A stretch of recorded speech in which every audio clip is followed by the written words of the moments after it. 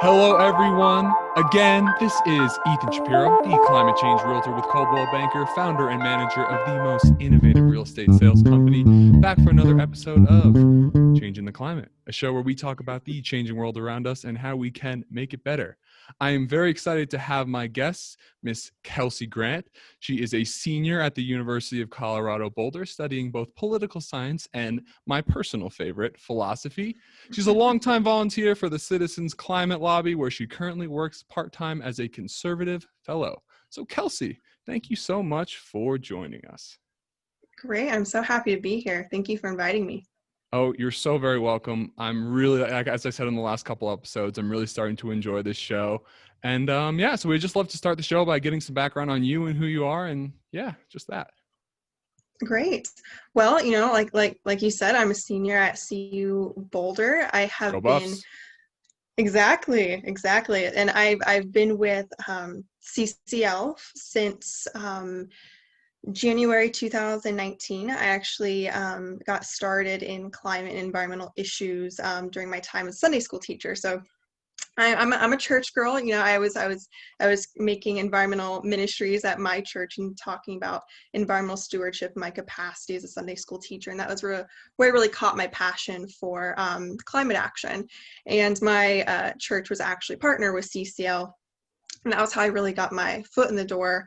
I just showed up to a meeting. A week later, they tasked me with starting a chapter at CU Boulder, which I did. And then that was really the start to a long journey, becoming a co-leader of the Boulder chapter. I ended up being a higher education regional fellow, where I would mentor students throughout the region. And then I ended up as a conservative fellow, which I'm doing right now. And I'm on our conservative caucus executive team. So that's kind of the rundown of the last nearly 2 years. But it's been a ride, and it's been great.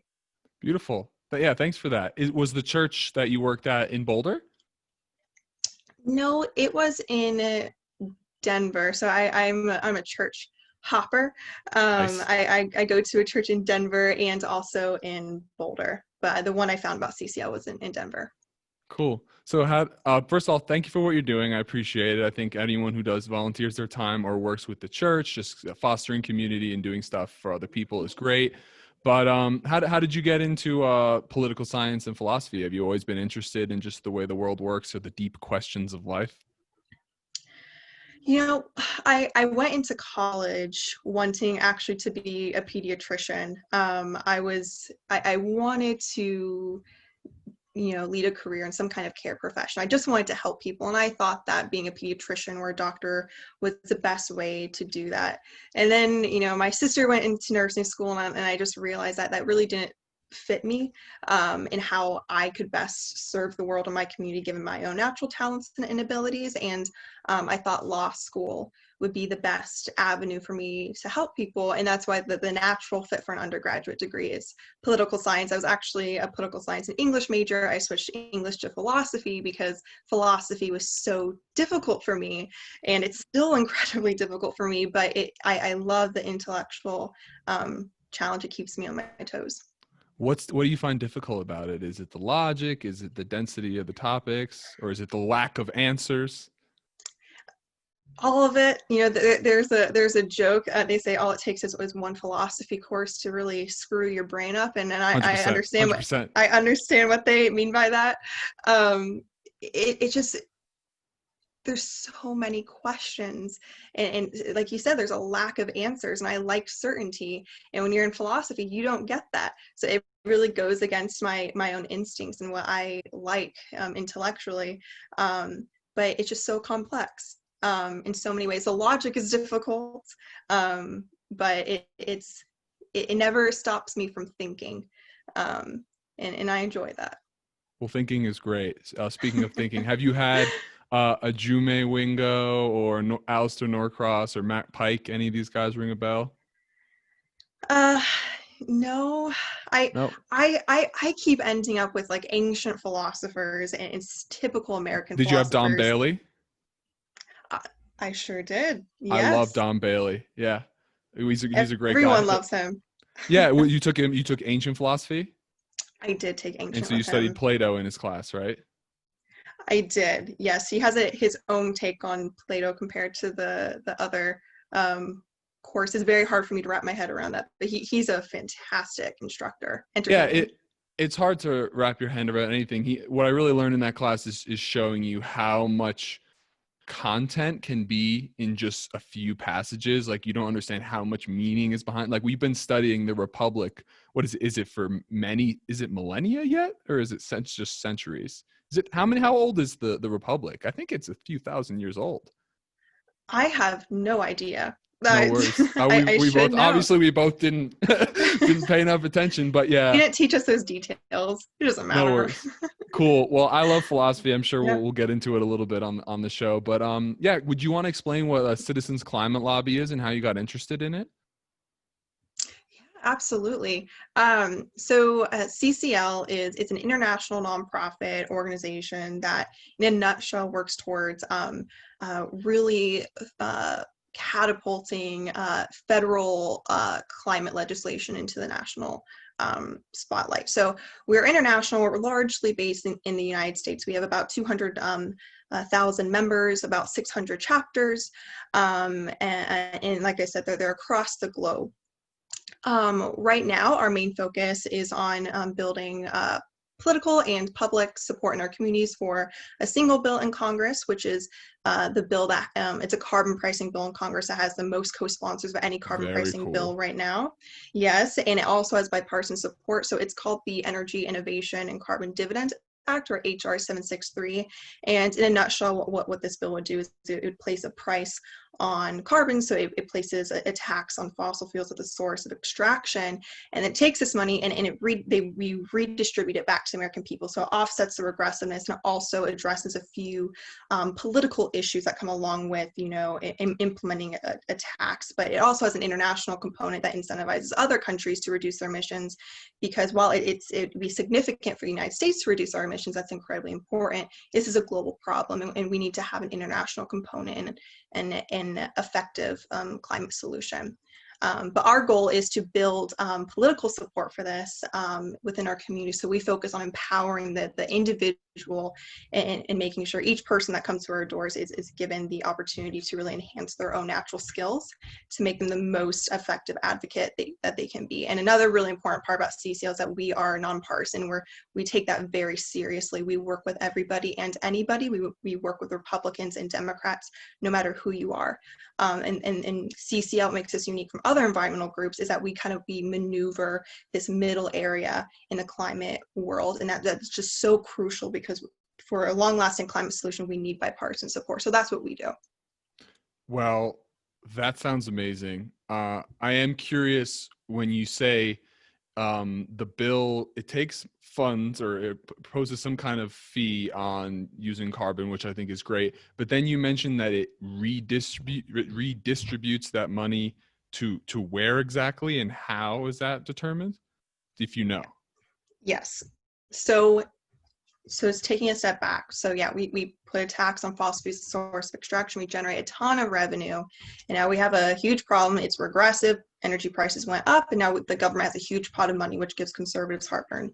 So our solution to the problem is we give it back to the American people through a monthly dividend, and those dividends are not equal on they are equal, and they're not dependent on income. So it's not wealth redistribution or anything like that. But what this dividend does is it offsets that regressiveness. So about 60% of low and middle class Americans would be made financially better off with this carbon fee and dividend than without. So it goes directly back to consumers. Okay. Wow. That's a lot for me to take in right there. That's extremely interesting. And this has support from lots of different politicians, I suppose. How long have you guys been working on getting this passed? So CCL, so carbon pricing itself has been around for some time. Using that as a mechanism for environmental problems is not a Sounds new great. concept. Milton Friedman spoke about it.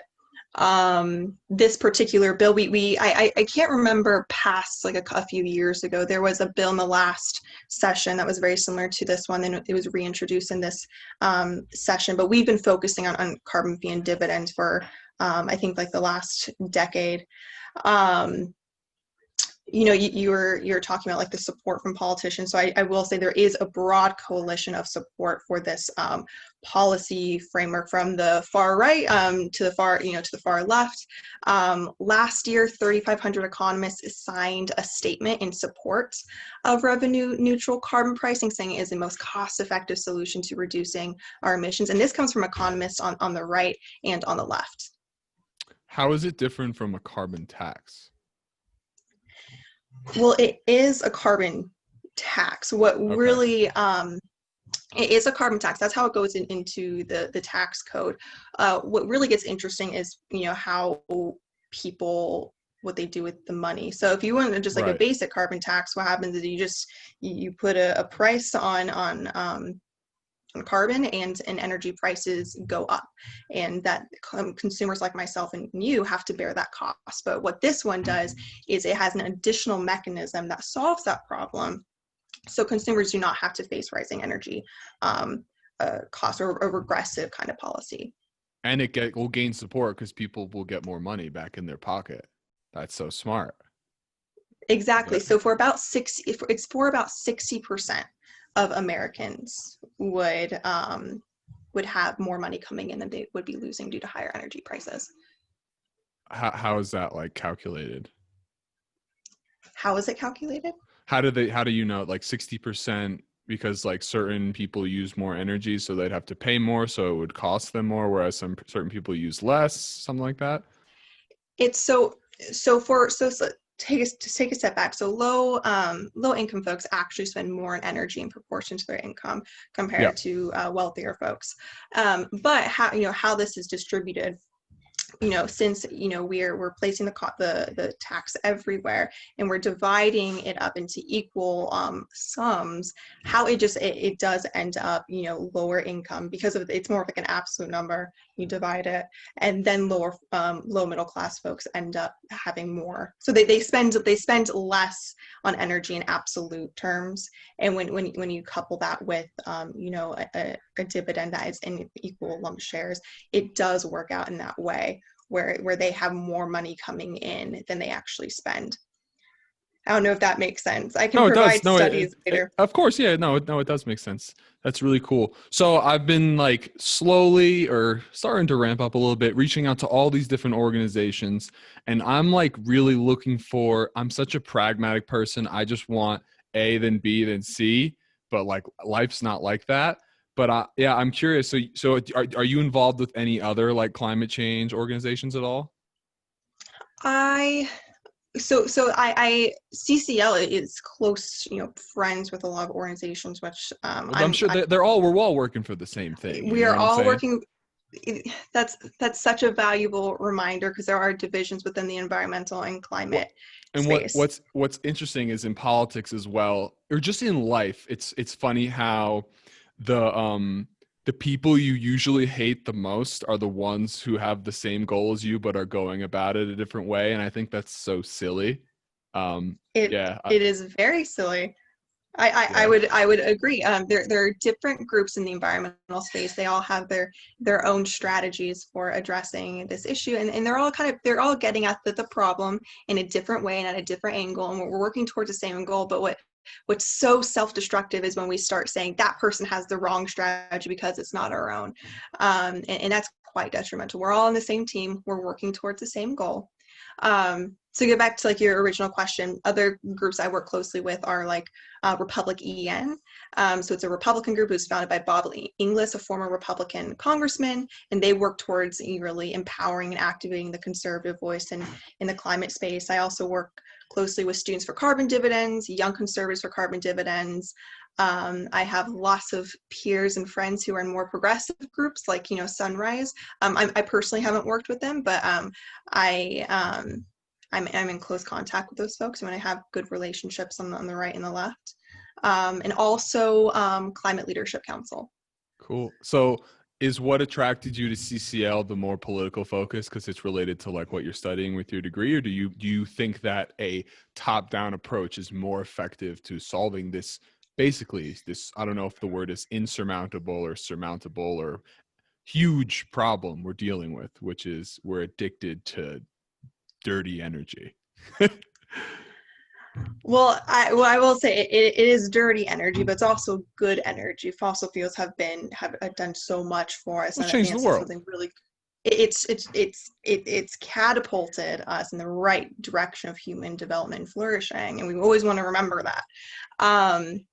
So like what brought me to CCL was, you kind of got on a few of them. One was it was politically oriented. I loved politics. Well, it's a love-hate relationship. It Such also is life. works exactly, especially in this day and age. It also works towards effective solutions. So yes, there are two different kind of approaches to, well, there's several approaches to climate change, but in a nutshell, sure, you can focus on like individual choices and things that you do in your individual life to reducing your own carbon footprint, which are incredibly important. And I want to applaud anybody who are trying to take steps in that direction. But another really important element, and I think this is the most crucial, is, like large scale policy and structural change in our policies. And that's what CCL works on. So we work at the federal level with policy. And that's just crucial for driving down our emissions. It's unfortunate that individual actions just aren't enough. It's a part of the solution, but it's inadequate. And so that also brought me to CCL. They're serious about solutions and combating the problem. But another thing is, and this is more of a personal note, is, I started in the climate space as, a Christian. And, my faith teaches me, you love your enemies. You should be loving towards anybody. And that's very hard when you're engaging in the political space. But what CCL does, and it's rather, radical, is they try their hardest, and they have many cases of success. They try to put conservatives and progressives in the same space, and they teach each other how to see the good in one another, how to work together side by side towards the same goal. And that really seemed to resonate with some of my most fundamental values. And that was really the biggest sticking point for me in terms of joining CCL. That's amazing. And that's the kind of thing I'd really love to support. And thank you so much for coming on the show and saying something like that. Because I think it's more pivotal now than any other time. It seems like the country is extremely divided. And I think we're just a nation of people who love to argue and think that we're right and better than others. But I think that over time, the truth rings out. I like to say that. But yeah, a great thing about this podcast format is you can get someone and just really just talk. Like I really believe, like you said, putting a conservative and a progressive, whatever, in the same room it's like passion is good, but like just willingness to just listen. Just like you can completely disagree with the other person. And I'm lucky that I've had friends from all over the world. I have friends from Africa, Australia, Europe, conservative, liberal, Republican, all over the place. And I'm so much happier and healthier and wiser because I just give people a chance to just be who they are and say what they want to say. And I think that's so valuable. So to transition a little bit into what, I mean, I think our generation will take care of everything, and then there'll be problems that we cause that our kids will have to take care of. But exactly, we have blind spots. I think my generation needs to remember that. I think too many young folks are acting in a very morally righteous way, and I think my generation, anybody really, could use a dose of humility here and there. But yeah, you're totally right. You talked about the importance of listening, and that's what we do in CCL. Not only for there's just a moral value to getting along with people, but it's also absolutely necessary. So bipartisanship for CCL is a strategy. It is not a winning strategy to have a Democrat-only bill and then say we're to cram something through a Congress, say after a blue wave, and say that we're done. That's not how it's going to work. You actually need a bipartisan solution because that's the only one that's going to last for years to come. And climate change is a long problem. That's the key. Yeah, absolutely. Do you want to talk about your work as a conservative fellow, what you do as far as outreach and how it compares to what you were doing previously with the organization? Sure. Yeah, I'd be happy to. So in a nutshell, the role of a conservative fellow. So we have a small team of conservative fellows, and our positions and roles are kind of individualized, and you kind of get to choose what you want to do, which is a really great thing about our Volunteer, program. right? Completely. No, so for the fellows, we receive a stipend Okay, my bad. from the organization. No, that's fine. But a lot of our work is still on a volunteer basis, or at least that's how it works out for me. So in a nutshell, a conservative fellow is there to recruit and maintain our conservative membership, but also, and this is most important, is to activate our conservative membership. So providing conservatives a space. So we actively work towards carving out a space for conservatives in CCL who are passionate about the climate cause, and provide them an avenue to be actively engaged. So like I said, the roles can be very individual. Like it depends on what fellow you are. For me, and I can speak only for my own role, what I've been doing is in January, I launched a campaign in Colorado to get a carbon fee and dividend resolution passed in the Colorado legislature. And we have been working with a Democrat and a Republican who have agreed to be our lead sponsors for this resolution. And our lobbying efforts, which has involved a team of young conservatives in Colorado, we've been actively building relationships and working with and lobbying more than I can count Republicans in the Colorado legislature. And that's really been the focus of my work, is really trying to push this resolution, hopefully across the finish line in the next session. But in addition to that, smaller tasks is like coming onto podcasts like this, which is one of my favorite things, getting to meet wonderful folks like yourself, getting to write op-eds, in letters to editor, giving presentations to local Republican groups. That's what it's looked like for me. But it really does, it does vary. Yeah, what are some challenges you face as far as talking to conservatives, or interesting stories you've encountered over the last year or so? I have had conservative outreach has its own challenges, just like progressive outreach does. I mean, just taking a step back, when you're a conservative fellow, your goal is to build trust and relationships with other conservatives in your community, but at the same time, you're also fighting an uphill battle because of the political context that we're working in. So climate is obviously seen as a democratic issue, and my job is to convince people that we're not to convince them, but to show them that there is a place for conservatives in the climate space. How did it get like that? I've been asking myself where it blows my mind, because Wasn't Nixon the first? Yeah. Exactly. Conservatives have a phenomenal legacy of environmental leadership. So like President Grant established the first national park, which Teddy Roosevelt later said, set the model for all other national parks.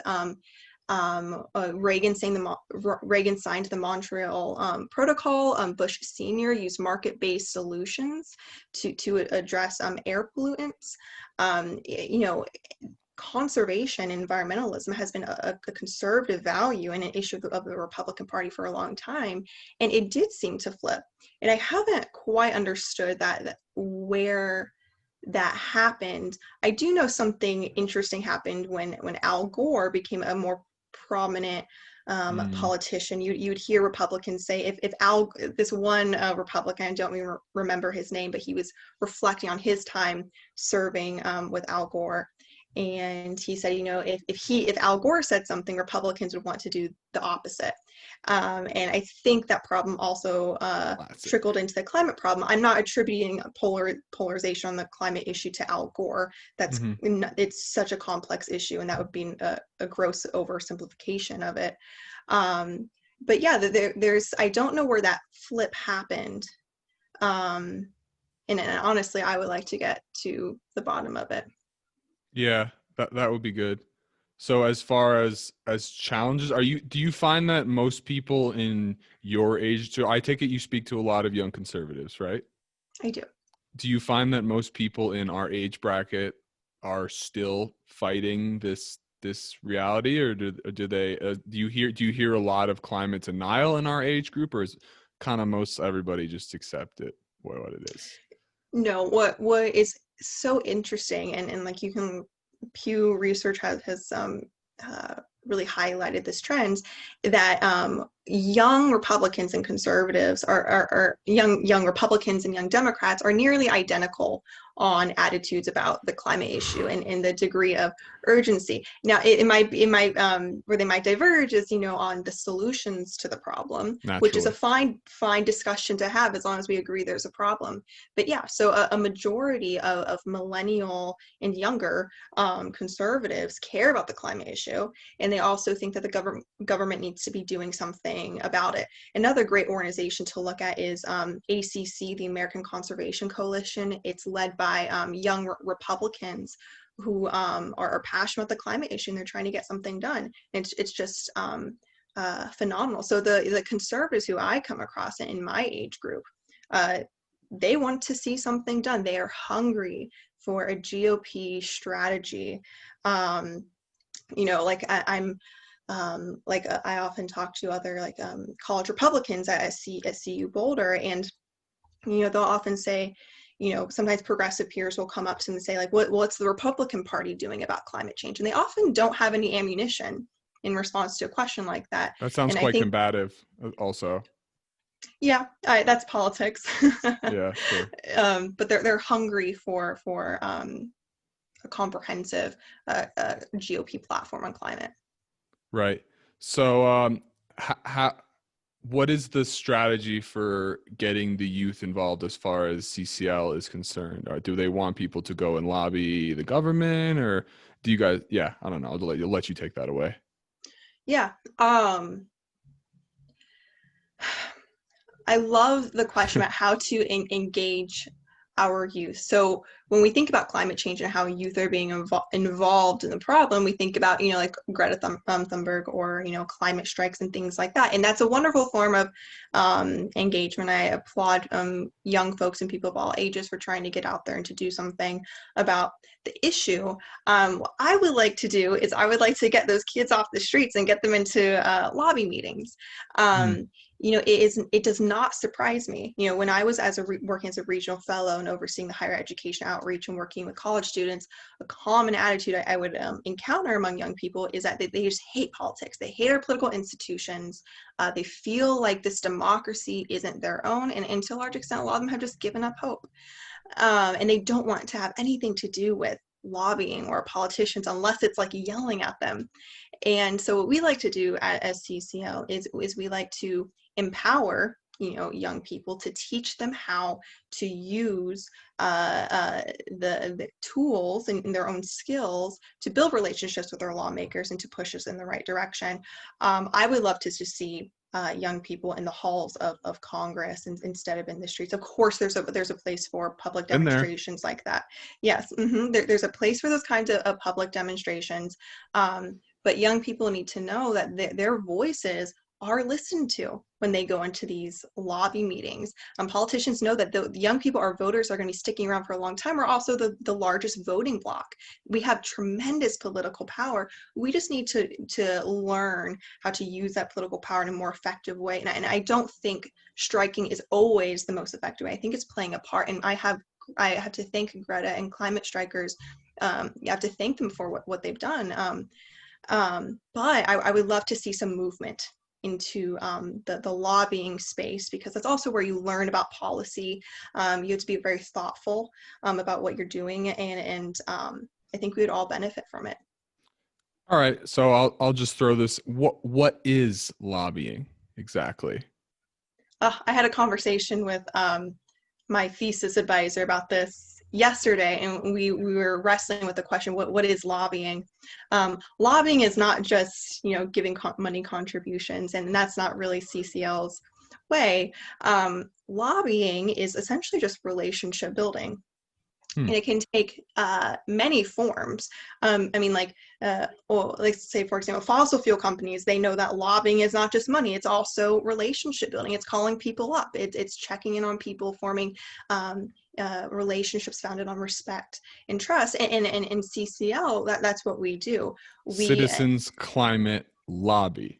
lobby, and that it's about forming relationships that are founded on respect with our politicians. And from those relationships, you can really begin to move people in the right direction. And say like when you lobby your politicians, but you also lobby people in your communities.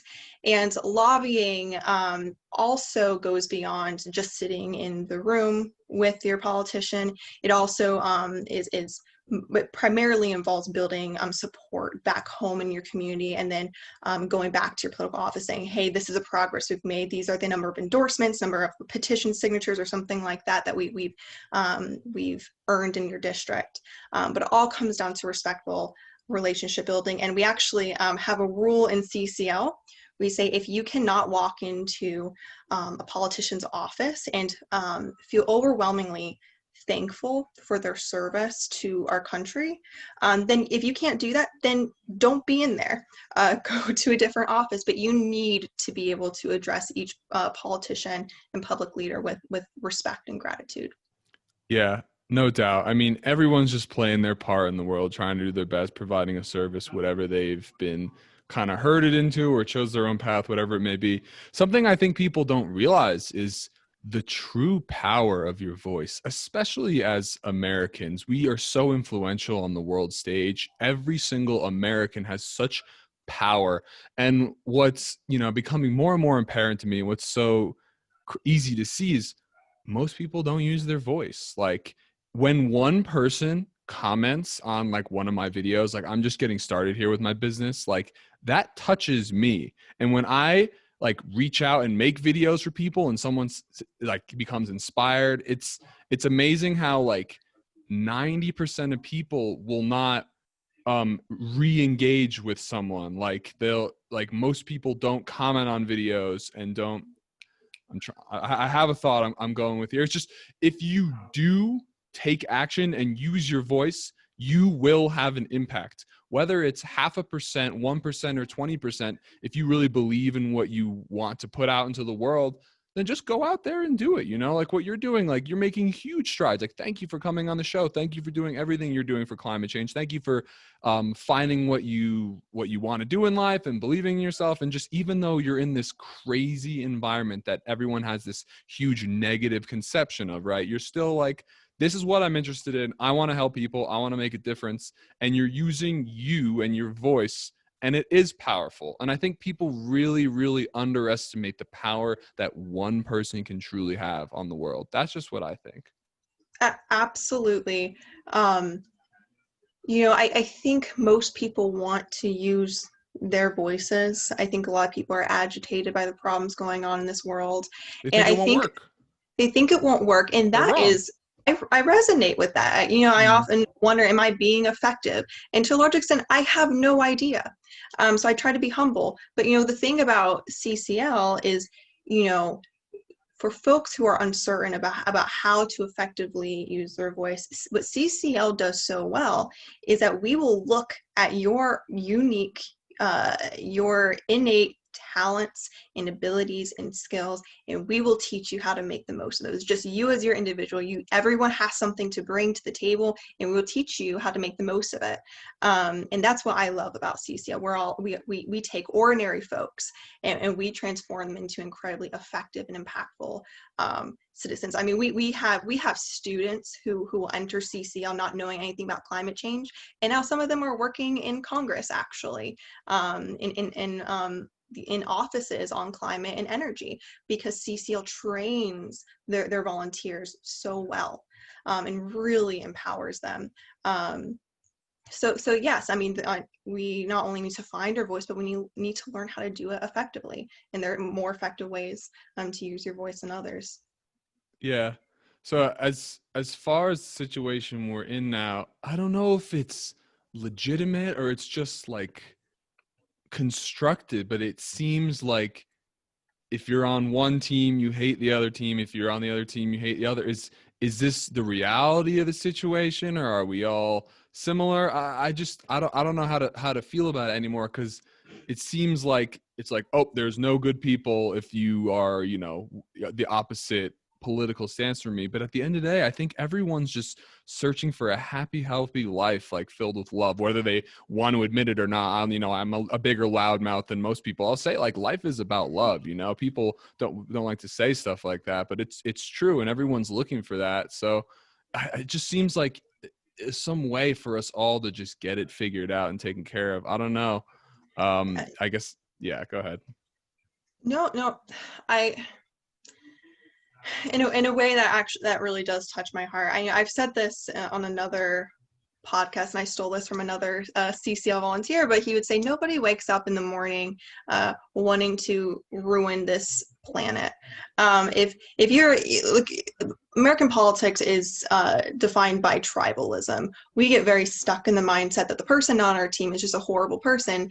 And if you are convinced, say you're a progressive and you're convinced that all conservatives are bad, you're condemning half of the country. And there's a good chance that a statement that's that extreme and broad is going to be wrong. And that's a really important, realization to take a step in the right direction. Has that person sat down with a conservative person, not on even a podcast, just sit down in a room and just talk to a human being and see if you think they're the evil, malicious person you really have this idea of? Because most people are just getting up, living their life, doing their thing, trying to be better, trying to love their family. Like that's all we really are. And it's like, it seems like constructed to me, like that we're the other side is so different and evil is just, it just doesn't seem legitimate. I don't know. I agree. To say that such a large group of people is just bad. I'll never be sold on something like that, but it's so unfortunate that so many of us have become convinced that is true.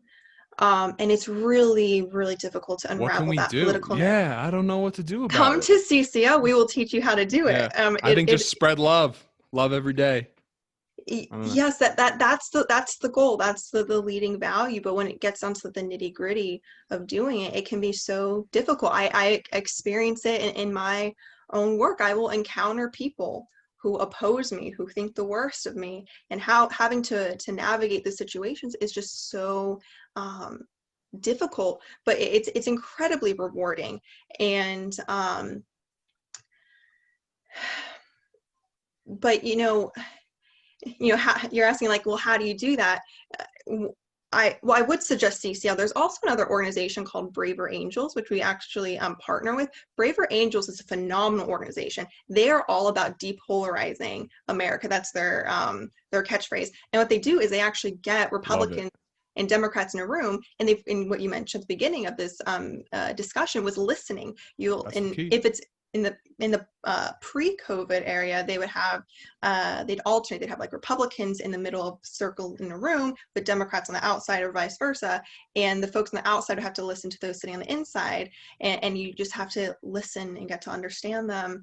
But that's where some of us might, who are interested in kind of combating this problem of American polarization and partisanship, that might be a good place to start. But if you're in the climate space specifically, and you're worried about this problem, I strongly recommend CCL. We take it very seriously. It's not easy. When people come to CCL and they take this, this mission of depolarizing climate, it's very challenging. Personally, it goes up and down. But that's where you will learn how to take the right steps in combating this problem you were getting at. I'm 100% going to come to a meeting, no doubt. There's nothing but positive things to be learned. But just to transition a little bit here, I'm curious, because you're in my kind of like age demographic. I don't know if that's related, but what are your thoughts on like the American diet, what we're consuming every day? I know we've talked a lot about top down, not necessarily individual changes, but the fact of the matter is, like, the agriculture industry and the meat industry are such large contributors to this climate change issue. I'm curious what your just personal thoughts, just because I'm interested to hear your opinion as far as like meat consumption or factory farms, or even just like large scale commercial agriculture versus like local farms and stuff. You know, one skill that I'm actually proud of is, and I don't mean this immodestly, it's admitting when I don't know much about a topic. And I will say this Good is one of the response. topics, but what I will say, I personally, I actually am a vegetarian. Okay. For both How moral long? and since I was maybe 10, Yeah, 11. it's a long time, longer than me. So it's been some time. So you're vegetarian Well, yeah, too? I'm just plant-based, yeah. But that Yeah. it was like one day like eating like, I think my last meal of meat was actually like veal, like baby cow, and then it was like bang, like never meat. I haven't had meat since then. Just But cutting it off cold. well, so things like I'm taught things. And then I said this in the last podcast. Or I didn't even say it on the podcast. They lay dormant in my mind, and then something just like clicks. Like this week, the same thing happened with my business. Like that's just the way I am. I get information. Same thing with all my college classes. I would take a class at CU. I'd be like, I didn't learn anything. Fuck school. And then like in the summer, I'd be like, wow, I know a lot about business all of a sudden. And it's just like, that's just the way I am. So that's what happened with veganism for me as well. Really? Yeah. I used to be a vegan, then I went to vegetarianism. I guess I'm just a weak one. No, But it's a personal choice. I'm just curious your yeah. thoughts as far as the solution. Like people are very apprehensive about their food. Like people love their food. Like but I'm not going to say we need to. I know we need to stop using fossil fuels, but I'm not going to tell because I mean, I would like to say like don't eat meat anymore, but I'm trying to be a realist here. Like people are so protective of that. They'll twist any argument to make sure they can still have at least some meat. So I don't know. I was just curious your thoughts because you're so involved in the climate community. Well, I mean, I think your characterization of the problem seems pretty on point. People don't like to give up things which they like Mm. in their daily lives, which is one benefit of CCO. We're not going to be getting after people for eating a hamburger or something like that. But yeah, I like I said, I don't know much about it, but given my limited knowledge, it is an important part of the equation. But yeah, my knowledge is quite limited there. I can talk about carbon pricing and policies, subsidies, regulations. Happy to do that. I will leave that other topic to the experts because I won't be able to help many No people. worries. And that's what we have you for. And I really appreciate you coming on. It's been a pleasure speaking with you. Just the last thing I'd like to just touch on is how should individuals respond with another 4 years of the Trump administration, who's been objectively bad for climate regulation? Curious, how would one respond were Trump to become elected once again for 4 more years? First, please come to CCL. Good answer. Really. So strategically speaking, with another 4 years of a Trump administration, in that scenario, the bipartisanship is Uh-oh. going to be even more important. But I think people, okay, I was saying in Trump administration, bipartisanship will be even more important. I think people will feel this very natural urge for those who are opposed to Donald Trump to want to go very far to the left. They're going to be very upset. And what I would encourage people is, for the sake of strategy, we need to get something done. I do not think in a Trump administration we're going to see any major steps in the right direction for climate change. But it is still a key time for us to be building relationships with our Republican congressmen and women. And we feel this tension in CCL. I think, majority of our volunteers are progressive. It's a left-leaning organization. And we feel this tension and pressure to keep ourselves, in the center and nonpartisan. And we feel that pressure, and we take very seriously, putting our stake in the ground, saying this is who we are. We are in the middle, and we are going to make sure we are bringing Republicans and Democrats on board in a Trump administration, or say the Republican Senate. That is absolutely essential. If you do not build that bipartisan support, I'm sorry, but you're not going to move anywhere. And if we have a Biden administration, let's talk about that scenario also. Sure. Say the Senate flips and say Biden wins. Democrats now have a window of opportunity to cram through an likely all Democrat piece of legislation. Strange. That is a very short-term solution. We have seen with things like the Affordable Care Act, and then things like the Clean Power Plan, things which do not have bipartisan support and are very controversial, do not last. We cannot cram something through only for the next administration, which will likely be more conservative. So we go back and forth, will eventually chip away at the integrity of that bill. So I think in both scenarios, I think a lot of us are going to have to remind ourselves to keep our sights, our eyes, on the long game, and which is bipartisanship. That makes a lot of sense. But I also think in a Trump administration, just one more comment, Republicans right now, and I think this will remain in the Trump presidency, feel pressure on the climate issue. They know very well. They should, and a lot. Not just for the sake of. I'll go there myself and talk to them. They should good build relationships with Republicans, but they should, not only for the sake of the issue, but also for political reasons. They know very well young conservatives care about this, and we're getting much louder as time goes on. So even in a Trump administration, they're going to be thinking about this issue, and the people who'll be talking to as Republicans will be folks like CCL. And with Democrats as well. So that's my 2 cents. Thank you. That was enlightening, Kelsey. I appreciate it. What do we say to those who throw their arms up, scream into a pillow, and are frustrated and are also focused on the climate? How do we keep the spirits up and keep the fight going in the event of a Trump presidency? Well, the first thing is, I run into this all the time. It's crucial to convey understanding for people who are frustrated, make people's feelings seem legit, and I imagine they are, obviously.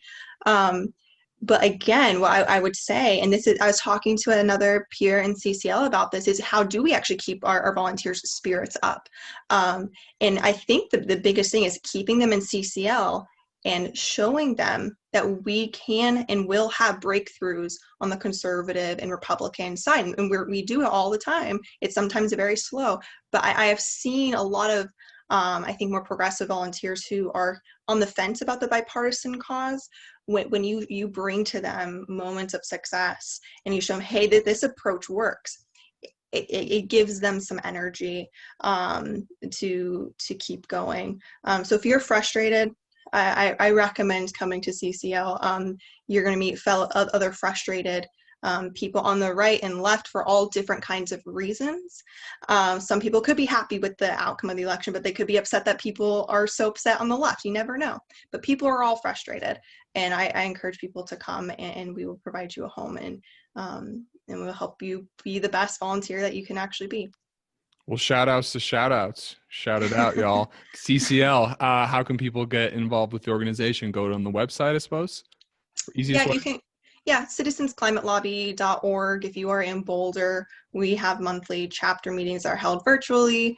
You can just Google Boulder chapter, and then you can pretty easily find our information. You could also go to the Energy Innovation Act.org for information on the bill. But yeah, it should be pretty easy just to do a little research. Just put Boulder chapter. You should find us. Excellent. And I will be there. Long overdue. Well, you should. We'd love to have you. 100%. Kelsey, it has honestly been a pleasure to have you. Thank you so much for taking some time out of your day to come and enlighten us and show a little positivity in the political sphere, because I think we Oh, really need that. Very optimistic for your future. Let me know when you're running for office. I'd be happy to do some supporting for you. you're too kind. Otherwise, yeah, no, it's my pleasure. You're too kind. Very good. Well, thanks for being on. Hope you all enjoy the rest of your day. Again, this was Changing the Climate, and everybody Great. take care.